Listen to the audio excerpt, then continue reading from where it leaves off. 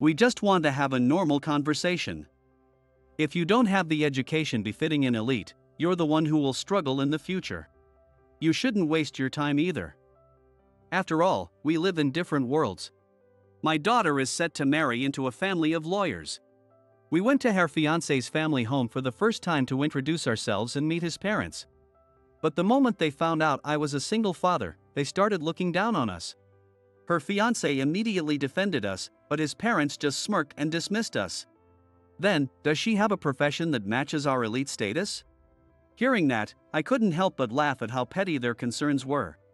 Then you have nothing to worry about. I'm sure you'll enjoy talking to her. She's a judge. What? My name is Mike. My wife passed away early, and I've been living with my daughter, Emily, for many years. When she was young, I often left her with her grandmother while I worked late. She is very patient and rarely complains. Even though she must have felt lonely, she never demanded much and always cared for me. Losing her mother at a young age forced her to grow up faster than her peers. I know I've put her through a lot. But she has worked hard from an early age and managed to get the job she always wanted after graduating from college. During her college years, she started dating a guy and finally decided to marry him. His name is Chris Smith, the same age as Emily. Chris, whom Emily introduced to me, is currently working as a medical resident, aspiring to become a doctor. His goal is to be a doctor who never gives up on any patient, no matter their condition. He seemed like a sincere, humble, and kind young man, just as Emily had described.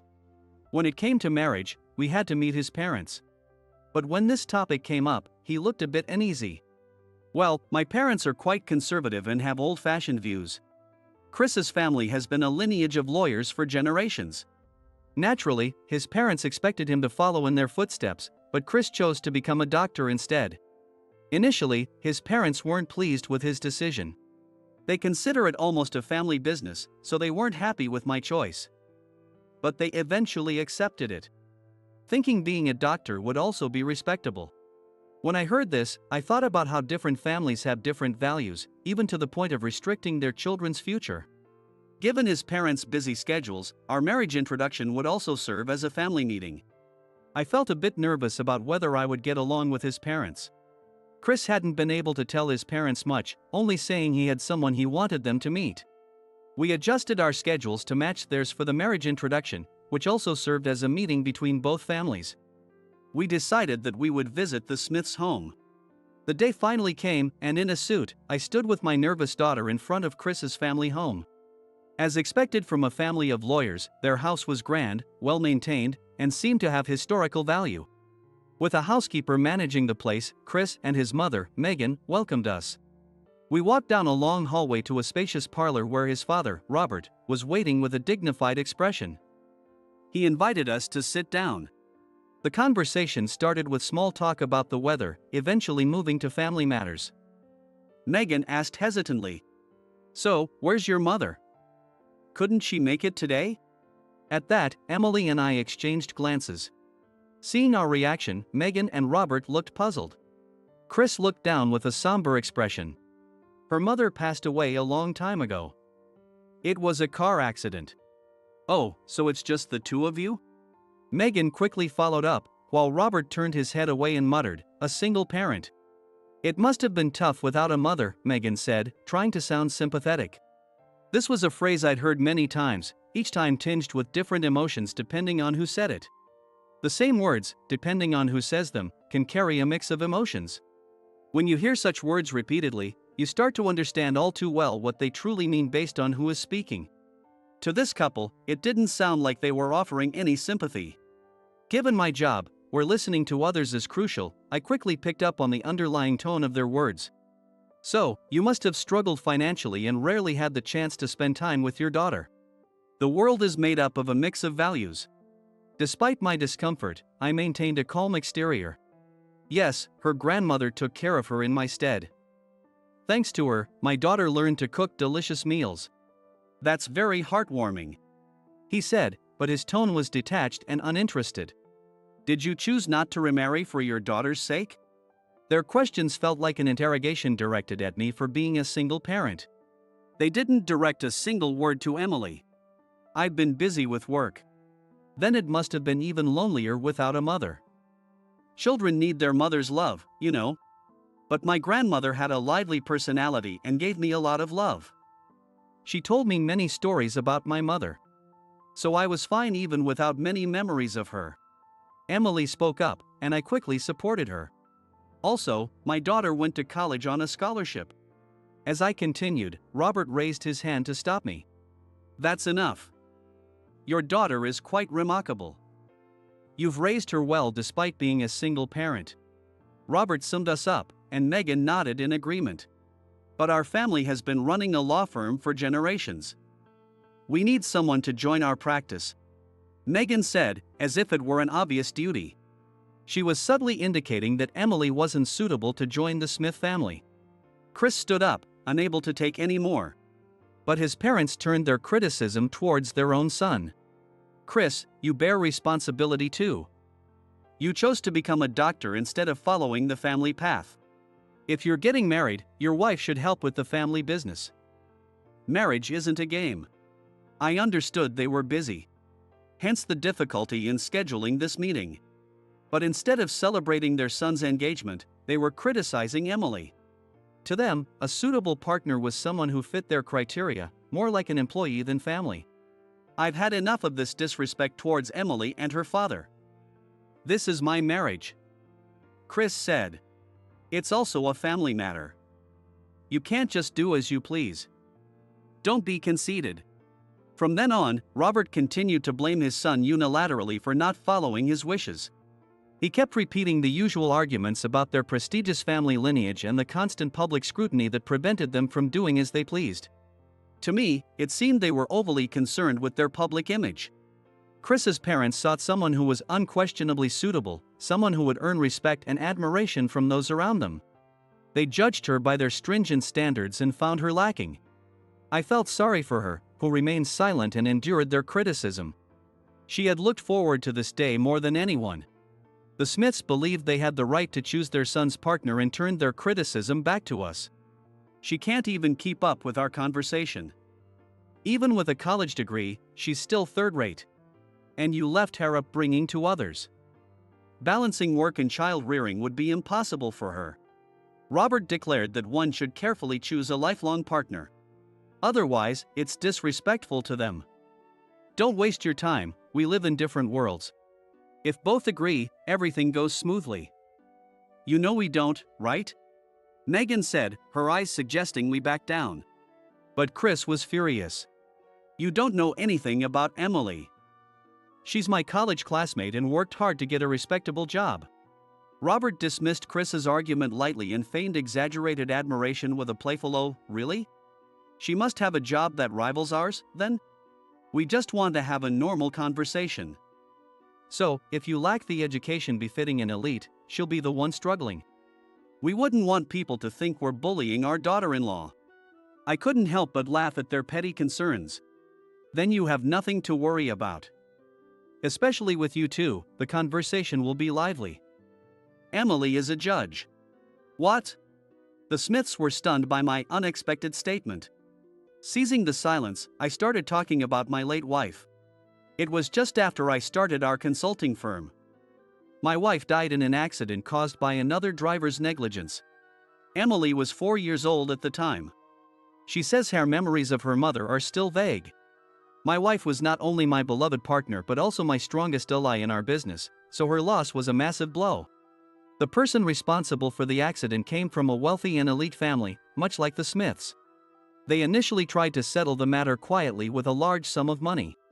But the driver showed no remorse. His apologies were hollow, like reciting memorized lines without any genuine feeling. Naturally, I couldn't forgive him and refused the settlement, deciding to take the case to court. When he realized we wouldn't settle, he switched to a defiant stance, backed by a top-notch lawyer. "Let's see who wins in court," he said, as if enjoying a game. We won the case.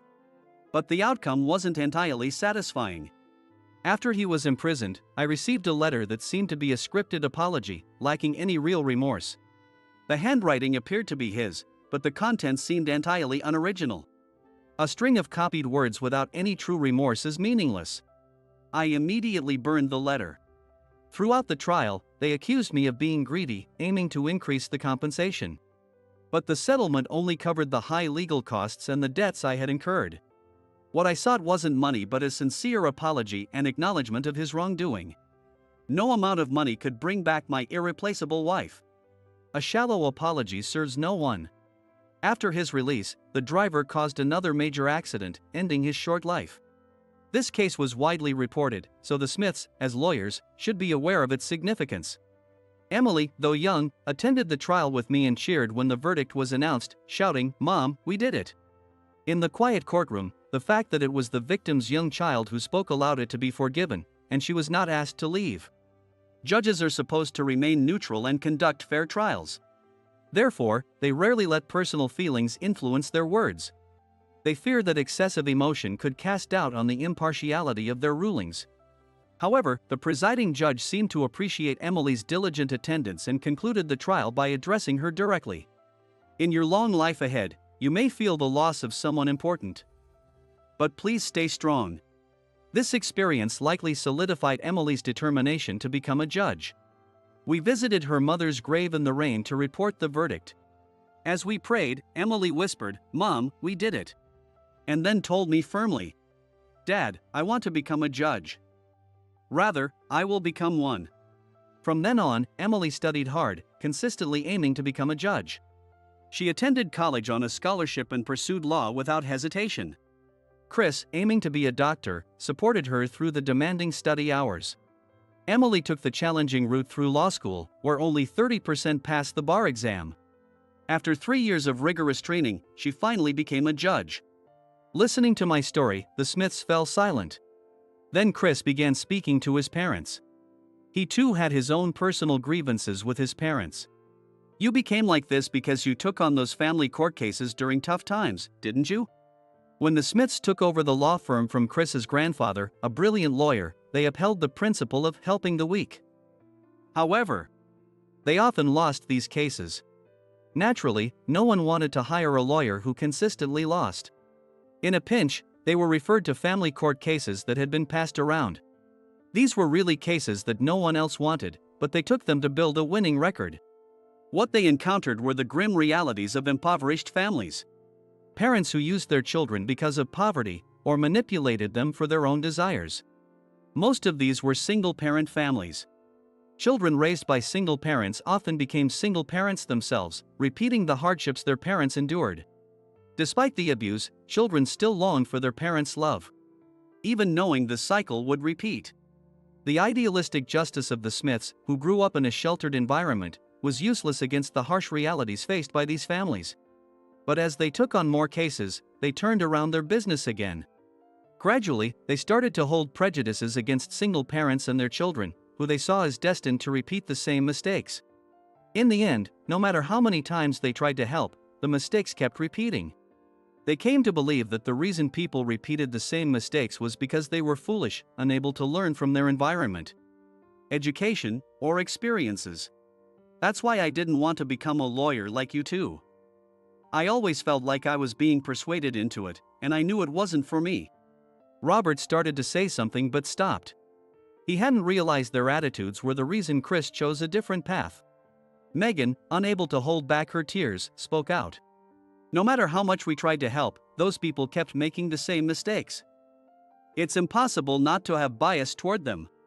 You call yourselves elite, but the man who killed my wife came from an elite family too. It may be true that there is some influence of education and family. But being a single parent doesn't doom everyone to the same fate. Does being elite excuse everything? Do you have a get-out-of-jail-free card? Does being elite mean you can hit someone with your car and escape responsibility?" My anger stemmed from seeing the Smiths' elitist attitude, which reminded me of the man who killed my wife. No one has the right to be above the law. As I finished, Emily gently urged me to sit down. After a pause, Chris spoke to his parents quietly. "I respect you most for never giving up on your clients, even when you were constantly losing. You need to change too." The Smiths, usually so articulate, had no response. "It's true I was lonely after losing my mother," Emily said hesitantly, and the Smiths listened intently. "But my father and grandmother gave me so much love. I know I'm very lucky. Having said this, Emily smiled serenely, like a pure-hearted saint. It was a clear, unclouded smile that only someone who has known true, unwavering love could have. The Smiths must have realized that their elitist thoughts were actually prejudices. They had no rebuttal for Emily. Now you understand. Emily and Mike are honorable people. Being elite doesn't matter. I'm marrying Emily. Emily shed tears of joy at Chris's declaration. I'm sorry, Emily. I knew this would happen, which is why I dreaded today. But I wanted you to know everything, including my parents. Chris suggested ending the meeting and walked us to the door. I'm sorry for everything you had to see today. It's okay. It was a good opportunity. I'm proud to see how well my daughter has grown. We reassured Chris, who bowed his head in apology and left feeling lighter. Emily and Chris got married a year later. As they wished, the ceremony was small and intimate. Seeing Emily in her wedding dress, I caught a glimpse of my late wife. Even the Smiths, who had been so strict, were in tears as the couple exchanged vows. However, perhaps still feeling awkward about the previous meeting, they made a brief greeting after the wedding and quickly left. Afterward, we had a fun gathering at my daughter's new home with close friends. The casual potluck style made it feel out of place for the Smiths, so they might have felt uncomfortable regardless. Time passed, and about 6 months later, I received a call from Emily. Since her marriage, I've been living alone, and she occasionally invites me over for meals with her and Chris. This time, she said the Smiths wanted to join us. I had no reason to refuse, so I agreed. On the day, I dressed in a casual jacket to make a good impression and arrived at my daughter's house on time. The Smiths were already there, and upon seeing me, they stood up. Good to see you again. Oh, hello. It's been a while since the wedding. With that, the conversation fell into an awkward silence. We wanted to apologize to you before we eat. The Smiths bowed their heads, apologizing for their rudeness during the previous meeting. We're deeply sorry for the disrespectful comments we made. We caused you and Emily a lot of discomfort. Their apology felt almost like a formal press conference. It seemed Emily's simple statement, "I am happy," had completely overturned their prejudices. They now understood the hardships Emily faced to become a judge and respected her for it. They also began to notice the unconscious prejudices and casual remarks of the people around them. Realizing they had been like that themselves, they were shocked. They decided to move away from unnecessary grandeur, considering semi-retirement and downsizing their law firm. This change brought some pleasant news. Some of the children we helped in family court have pursued careers in law. They now work as our assistants. Megan added, "What we did wasn't in vain. It took time, but we finally understood the right path." She turned to Chris, "We owe you an apology too. We forced our selfish expectations on you." He smiled gently and replied, "I see that you have become what I used to respect these days. That's enough for me." She helped us see the light.